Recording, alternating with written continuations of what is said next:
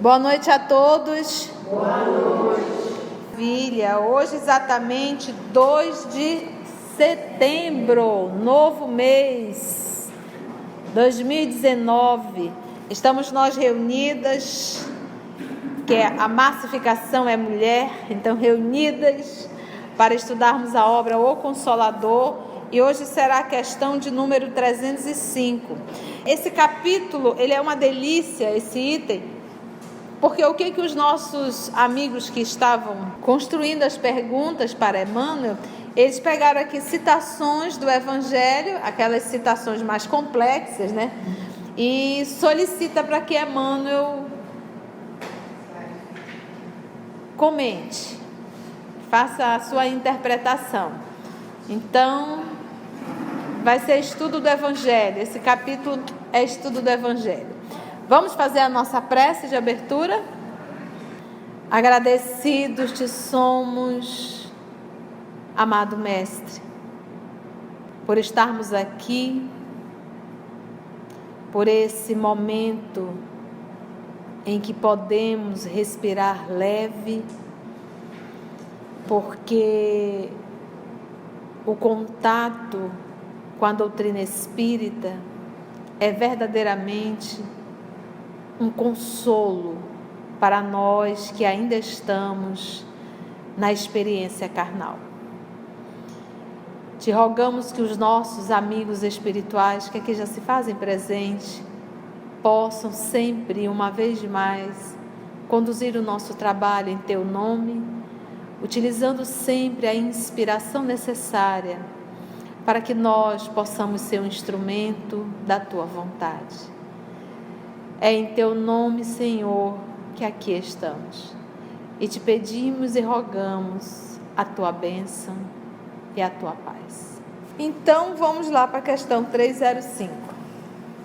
A afirmativa de Jesus, abre aspas, porque eu vim pôr em dissensão o filho contra o seu pai, a filha contra sua mãe e a nora contra sua sogra. Como deve ser compreendido, aí fecha aspas, né? E aí vem a pergunta, como deve ser compreendida em espírito e verdade essa fala do nosso Senhor Jesus? A fala de Jesus é sempre do amor. O que será que ele quis dizer? Eu vim pôr em dissensão o filho contra seu pai, a filha contra sua mãe e a nora contra sua sogra. Vamos ver a resposta? Ele diz assim, ainda aqui, diz Emmanuel, temos que considerar a feição, né, a forma antiga do hebraico. Porque o que a gente tem que entender? Por exemplo, aquele que não odiar pai, mãe, irmão, irmã, não será digno de mim. A gente acha tão forte para nós realmente. Nós, os ocidentais, é algo forte. Odiar e ódio. Mas, gente, a palavra, lembra que foi traduzida. E não tinha amar menos, amar mais. A palavra, isso não existe em hebraico. Então, como colocar? Gostar? Não tem. Então, era odiar. Então, fizeram a tradução. Mas não tem o mesmo significado que para nós. Aí o Emmanuel já começa aqui falando justamente do que temos que considerar a afeição, a forma antiga do hebraico, com a sua maneira vigorosa de expressão, firme, entendeu? Não era meio termo, era o jeito. Aí ele continua. Seria absurdo admitir que o Senhor viesse estabelecer a perturbação no sagrado instituto da família humana, nas suas elevadas expressões afetivas, mas sim que os seus ensinamentos consoladores seriam o fermento divino das opiniões, estabelecendo os movimentos naturais das ideias renovadoras, fazendo luz no íntimo de cada um, pelo esforço próprio para a felicidade de todos os corações. Então a gente vê nessa figura ímpar o próprio apóstolo Paulo. Ele foi um que houve essa dissensão entre a própria família. E quantos outros? e contra os outros, né? Porque é o que ele diz aqui, ó. Mas sim que os seus ensinamentos consoladores seriam o fermento divino das opiniões. Essa é a palavra-chave. Então, essa divisão, ela estará nas opiniões, estabelecendo os movimentos naturais, que aí é a própria divisão, das ideias renovadoras. Por exemplo, em casa eu sou a única espírita.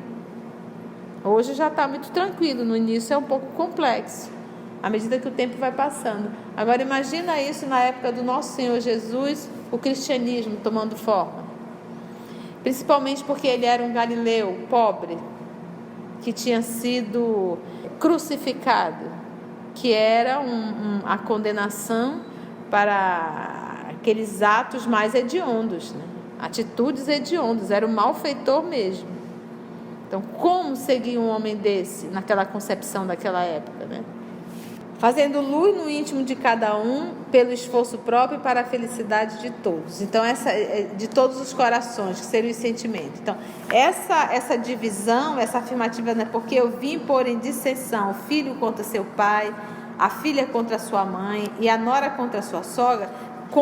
Lembre disso, mais uma vez eu falo, a linguagem hebraica antiga, ela era muito vigorosa, mas o que ele quer falar realmente, essa ideia diferente, essas opiniões diferentes que surgiu com Jesus.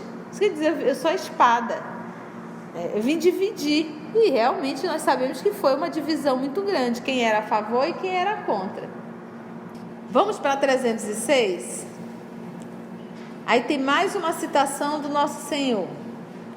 E tudo que pedirdes na oração, crendo, o recebereis. Fecha aspas. Aí vem a pergunta, né? A citação é essa. E tudo que pedirdes na oração, crendo, o recebereis. Fecha aspas. Aí a pergunta. Esse preceito de Jesus tem aplicação igualmente no que se refere aos bens materiais? Porque ele diz, Jesus afirma assim, em tudo que pedirdes na oração, crendo, o recebereis. Isso tudo bem, de ordem moral, mas e de ordem material? Tudo, se eu pedir uma casa, um carro, se eu pedir um salário, se eu pedir prosperidade, esses pedidos bem horizontal, bem terra a terra. Aí ele pergunta, será que Deus atende? E lembra, gente, que essa interpretação de Emmanuel é uma das interpretações. Isso aqui não está fechado. Isso aqui é uma das interpretações. É também isso. À medida que nós vamos evoluindo, nós vamos começando a fazer interpretações cada vez mais profundas. Lembra que o nosso Emmanuel dizia a Chico que estava fazendo Emmanuel estava fazendo um curso no mundo espiritual, em que Emmanuel, se sentia um crocodilo. Então você imagina um nível de interpretação do Evangelho nesse curso que ele estava fazendo no mundo espiritual. Isso me alegra muito quando eu falo em curso no mundo espiritual, eu fico toda, né? Porque imagina você poder continuar estudando, isso é uma bênção. E detalhe, estudando no mundo espiritual, o recurso é muito maior. Mas vamos descobrir o que é isso. Eu posso fazer pedido de bens materiais? Ele diz assim, abre aspas, seja feita a vossa vontade, fecha aspas, da oração comum, que é o Pai Nosso, constitui o nosso pedido geral a Deus. Seja feita a vossa vontade. Esse é o pedido geral, ele diz. Cuja providência, que é Deus, por meio dos seus mensageiros, nos proverá o espírito ou a condição de vida do mais útil, conveniente e necessário ao nosso progresso espiritual, para a sabedoria e para o amor. O que o homem não deve esquecer em todos os sentidos e circunstâncias da vida é a prece do trabalho e da dedicação no santuário da existência de lutas purificadoras, porque Jesus abençoará suas realizações de esforço sincero. O Evangelho diz que, o estudo nos fala no Evangelho, que nós temos que estudar o Evangelho e sentir o Evangelho. Então a gente fica, como é sentir o Evangelho? Sentir é assim, olha, até dei um exemplo. Ô Carla, um beliscão é algo assim, alguém se aproxima de ti, fecha os 2 dedinhos, o polegar e o indicador, e aperta bem na tua pele, e puxa, e a pessoa vai torcer. A Carla racionalmente conseguiu entender todo o processo, mas agora eu quero que a Carla sinta o beliscão. Ela já conhece tudo, mas para que ela entenda a plenitude de um beliscão, eu vou chegar na pele dela, eu vou fazer todo o processo que ela já conhece, eu vou torcer. Aí ela vai não só compreender o beliscão, mas como sentir o beliscão. Então, falar do perdão, eu entendo ele de forma racional, mas eu preciso sentir o perdão. Então eu tenho que sentir a dor moral de ter sido magoada, de ter sido traída, de ter sido qualquer coisa na área. E aí eu vou sentir o sentimento de eu ter conseguido perdoar. Então é por isso que nós temos que sentir. Isso é sentir o Evangelho que você só compreende. É vivendo, sentindo na alma. O Evangelho não é só para ser compreendido, ele é para ser sentido. A pessoa acha que o que é pegar o Evangelho? Um Evangelho, deixa eu vibrar o Evangelho. Não, entendemos? No primeiro parágrafo, ele diz: seja feita a vossa vontade, da oração comum, que é o Pai Nosso, constitui nosso pedido geral a Deus, cuja providência por meio dos seus mensageiros nos proverá o Espírito, que é a vontade, o Espírito, esse movimento de força, de coragem, de fé, ou a condição de vida do mais útil, condição de vida, conveniente e necessário ao nosso progresso espiritual. O que você tem é isso, porque é necessário só isso para o que você precisa aprender. Acabou.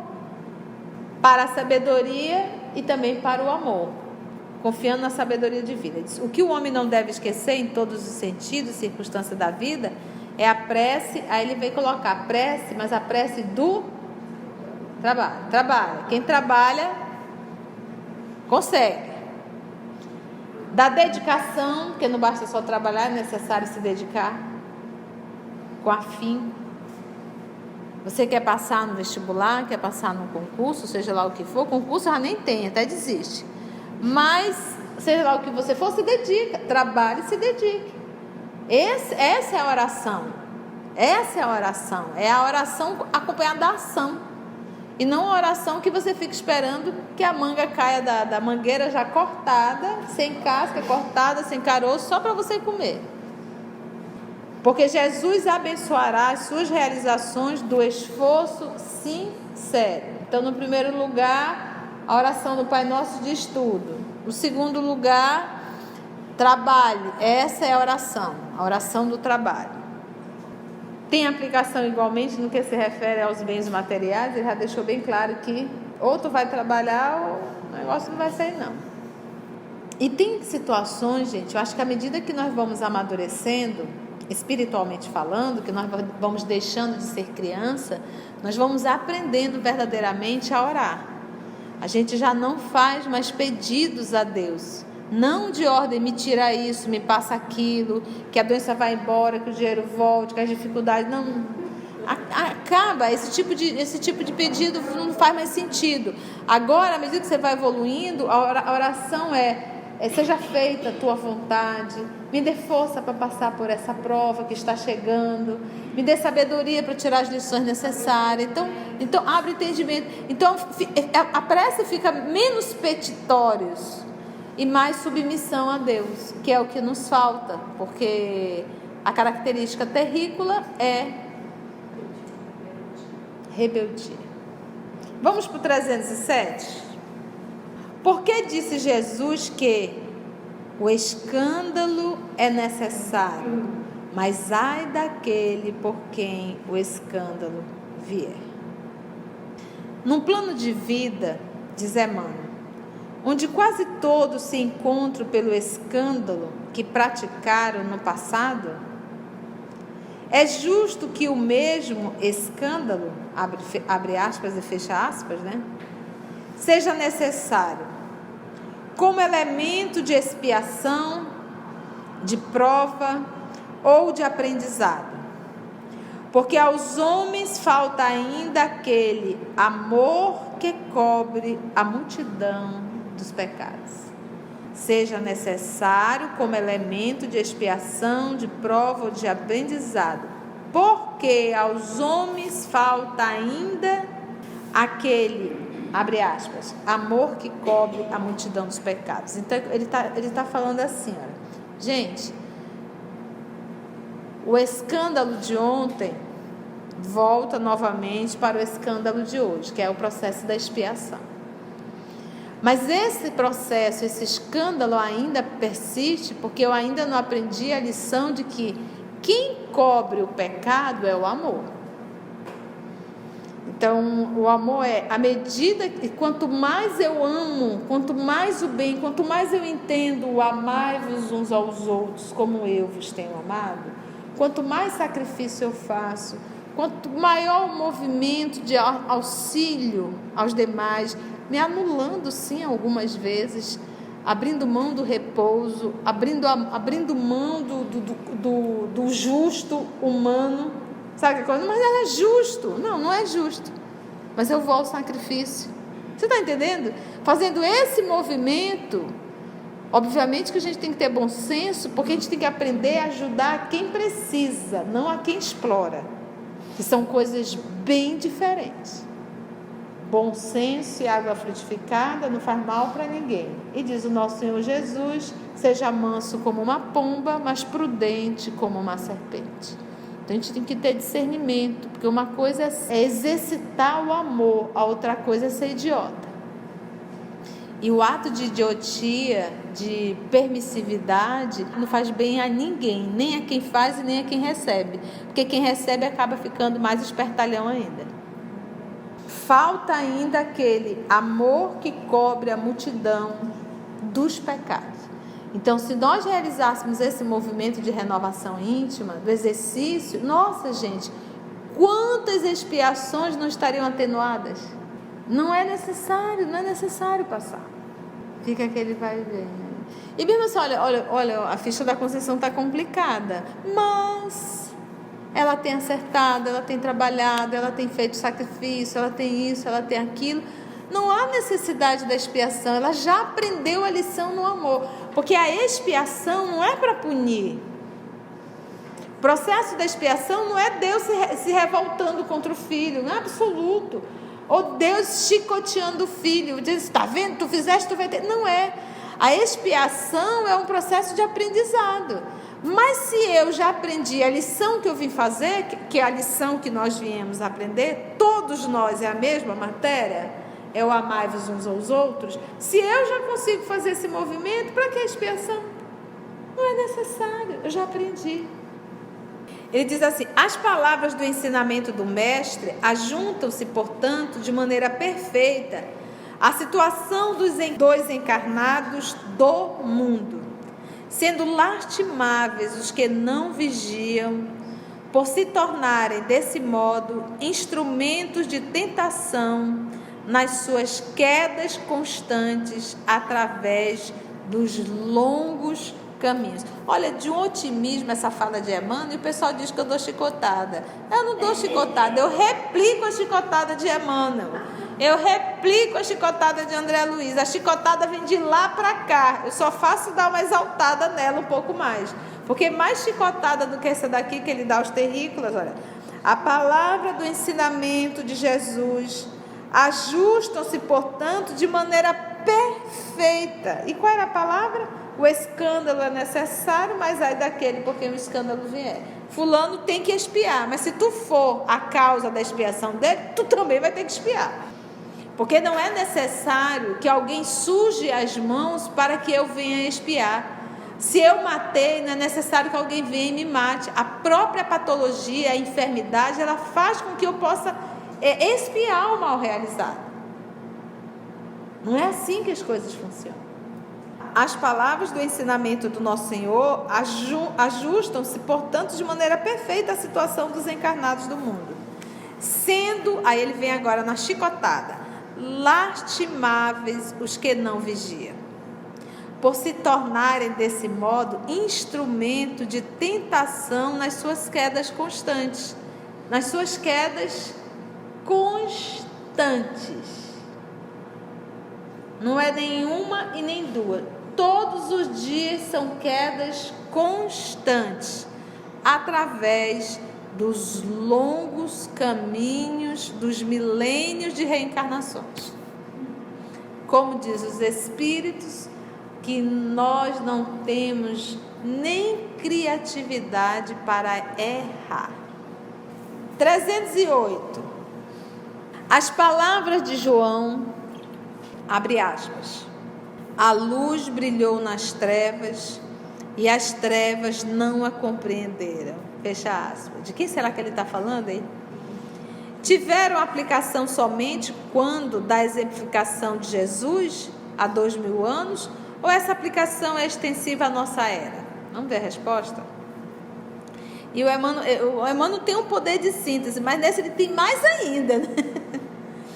As palavras do apóstolo referiam-se à sua época, Todavia, o simbolismo evangélico do seu enunciado estende-se aos tempos modernos, nos quais a lição do Senhor permanece incompreendida para a maioria dos corações que persistem em não ver a luz, fugindo à verdade. Então, continuamos aí fugindo, né? E até hoje é isso, né? A luz brilha, mas as trevas não compreendem. 309. Em que sentido devemos interpretar as sentenças de João Batista, abre aspas, a quem pertence a esposa é o esposo, mas o amigo do esposo, que com ele está e ouve, muito se regozija por ouvir a voz do esposo, pois este gozo eu agora experimento, é preciso que ele cresça e que eu diminua. Isso aqui, se nós não entendermos a simbologia do Antigo Testamento, diz, pelo amor de Deus, quem é esse esposo? Quem é essa esposa? Ai, parece, quem é esse amigo? Que lance é esse? Que rolou aí, né? Mas vamos entender. A quem pertence a esposa é o esposo. Mas o amigo do esposo, que com ele está e ouve, muito se regozija por ouvir a voz do esposo. João Batista falando dele mesmo. Pois este gozo eu agora experimento. É preciso que ele cresça, nosso Senhor Jesus, e eu, João Batista, diminua. Vamos ver o nosso querido Emmanuel. O esposo da humanidade terrestre é Jesus Cristo. Ele é o esposo. Então, nós vamos encontrar várias vezes no Antigo Testamento falando de o esposo, a esposa, né? Como chamava a Samaria prostituta, né? A prostituição no Antigo Testamento era quando você adorava a outros deuses, deixando de ser fiel ao Deus de Abraão. Então, isso no Antigo Testamento era rotulado de prostituição. Por isso que Samaria era chamada de Samaria, sua prostituta, porque a Samaria adorou a outros deuses, que eram judeus, eram hebreus, na verdade. Eles eram hebreus, foram as 10 tribos do norte, que construíram o templo na Samaria, que era o templo Gerazim. Eles diziam que Deus habitava no templo deles. Aí tinham os nossos irmãos judeus, que também eram hebreus, mas que se dividiram, foram as 2 tribos para o sul, e aí eles criaram o templo Sião, e diziam, lá em Jerusalém, e diziam que Deus habitava dentro do templo deles, dentro do monte deles. Por isso aquela briga, onde está Deus? Essa briga era só naquela época, hoje não tem mais não. Não tem pouco, né? Então ele diz assim, ó, O esposo da humanidade terrestre é Jesus Cristo, o mesmo Cordeiro de Deus que arranca as almas humanas dos caminhos escusos da impenitência. O amigo do esposo é o seu precursor, quem é?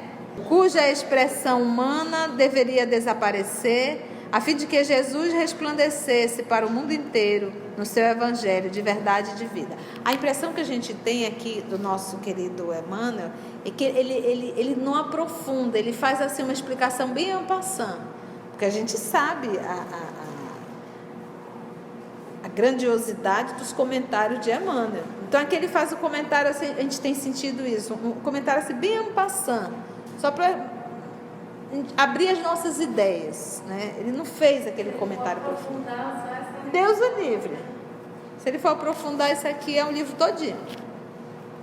Então Jesus Cristo é o esposo. Por isso o encontro dele com a mulher samaritana, era ligando novamente, recuperando aquele povo. A mulher samaritana, é porque os povos eram a mulher, né? E Deus seria o esposo. E aqui ele apresenta Jesus como o esposo. Então, dentro dessa simbologia, dessa relação entre o esposo e a esposa. Então, a esposa seria a humanidade terrena. Nós dizemos, né, os meus pais, né, dizem que é aqui, no Monte Gerazim. E vocês judeus dizem que é lá, no Monte Sião. Aonde é, né? 310. A transfiguração do Senhor é também um símbolo para a humanidade? É aqueles que querem saber na 310 do livro Consolador. Vem cá, aconteceu realmente a transfiguração ou é mais um símbolo? Na dúvida, é símbolo.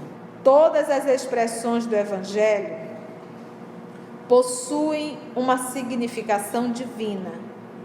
E no Tabor, contemplamos a grande lição de que o homem deve viver a sua existência no mundo, sabendo que pertence ao céu. Gente, que coisa mais linda, olha. Eu estou aqui, mas eu não sou daqui. O homem deve viver a sua existência no mundo, sabendo que pertence ao céu, por sua sagrada origem. Qual é a nossa origem, gente? É divina. Somos filhos de Deus e não filho da carne. A carne é transitória, temporária. É um aprendizado, um dos aprendizados. Nós ainda estamos nos debatendo no aprendizado da matéria, da carne. Mas um dia nós iremos chegar a aprender as lições imperecíveis da espiritualidade. Precisamos primeiro ter o domínio total sobre essa matéria. A matéria não pode exercer sobre a minha individualidade nenhuma influência. Ou com fome, ou com dor, ou com os hormônios. Em absoluto, eu identifico tudo e não me desespero com nada. Já pensaste? Que pertence ao céu por sua sagrada origem, sendo indispensável desse modo que se desmaterialize a todos os instantes. Ai, que lindo! Para que se desenvolva em amor e sabedoria, na sagrada exteriorização da virtude celeste, cujos germes lhe dormitam no sentimento. Sabendo que o homem deve viver a sua existência no mundo, sabendo que pertence ao céu, por sua sagrada origem, que é a origem divina, sendo indispensável desse modo que se desmaterialize. Se desmaterializar, ele diz que é indispensável. É indispensável. Então, eu não posso viver na Terra apenas achando que eu sou um ser na horizontal. Aliás, eu não sou um ser na horizontal. É isso que a gente tem que entender. Tudo na Terra é material pedagógico, são lições, são aprendizados. Só isso. Aí, por isso que a gente vê a Alcione abrindo mão de toda a fortuna. Toda a fortuna. Isso para ela não faz diferença nenhuma. Se o vô Jacques não tivesse deixado para ela, isso para ela não ia fazer diferença nenhuma. Não fez nem questão do que ela tinha de direito como filha do Davenport. Não fez. Não queria escandalizar a família, tendo que o pai viesse a reconhecer como ficaria a situação da Madalena, como ficaria a situação da irmã dela, da própria madrasta, aquela foi madrasta mesmo, né, a Susana. Então, olha o nível de evolução. Nós não, nós brigamos por R$1, R$1.000, 2 milhões, 2 bi. A gente briga, a gente se mata e a gente mata também. A gente briga, fica de mal, a gente perde uma encarnação inteira por causa de coisas materiais. A gente pega o corpo, espicha ele para todo lado, que fica um horror. E aí a gente para pensar, sabe, nos exageros. E o quanto se valoriza isso para algo que vai perecer, vai embora. Hoje é o comércio realmente, o movimento muito grande nesse material de estética, beleza, cirurgias plásticas, né? Então, para você ver, há casos que é necessário, né?